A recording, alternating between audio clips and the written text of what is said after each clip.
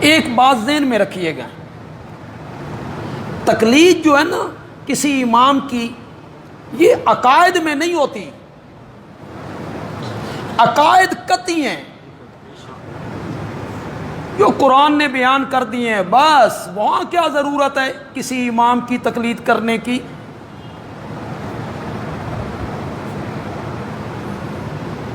کوئی واضح حکم حدیث میں آ گیا، تقلید کی کوئی ضرورت نہیں۔ مثلا کسی عربی کو اجمی پر، کسی اجمی کو عربی پر کوئی فضیلت نہیں، میرے آقا نے ارشاد فرمایا اس میں تقلید کرنے کی کیا ضرورت ہے؟ ہر بندے کو سمجھ آ رہا ہے، ہر بندہ اس ارشاد کا مفہوم سمجھ رہا ہے کہ فضیلت کا معیار قومیت نہیں، رنگ نہیں، نسل نہیں، تقوی ہے۔ تقلید وہاں ہوتی ہے جہاں کوئی حدیث قرآن سے ٹکرا جائے یا دو حدیثیں آپس میں، وہاں ضرورت پڑتی ہے کہ کوئی اہل علم آدمی اس کا مفہوم بیان کرے، اس کو حل کرے۔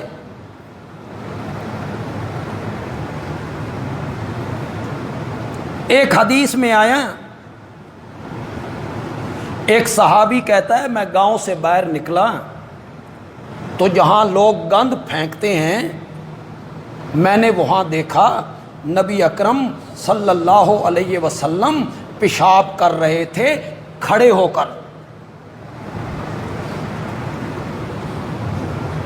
حدیث میں آتا، ام المومنین حضرت عائشہ صدیقہ رضی اللہ تعالی عنہا کہتی ہیں آپ نے ساری زندگی کبھی کھڑے ہو کر پیشاب نہیں کی۔ جو آدمی یہ کہتا ہے کہ آپ کھڑے ہو کے پیشاب کرتے ہیں تھے وہ جھوٹ بولتے۔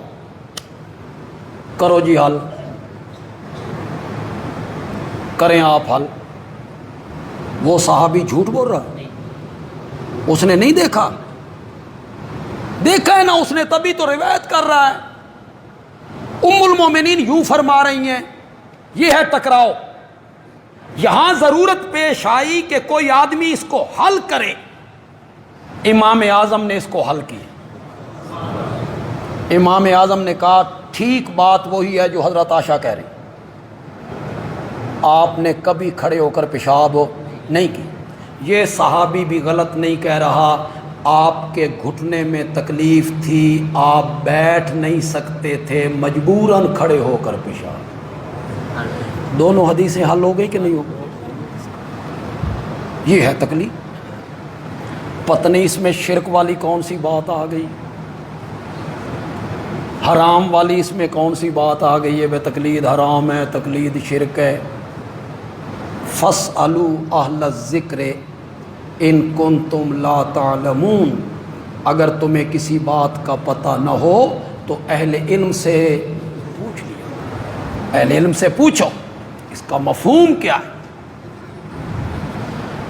دیوبندی اور بریلوی دونوں مکاتب فکر امام اعظم امام ابو حنیفہ رحمۃ اللہ علیہ کے مقلد ہیں۔ انڈونیشیا کے لوگ شافعی ہیں، ترکی کے لوگ حنفی ہیں،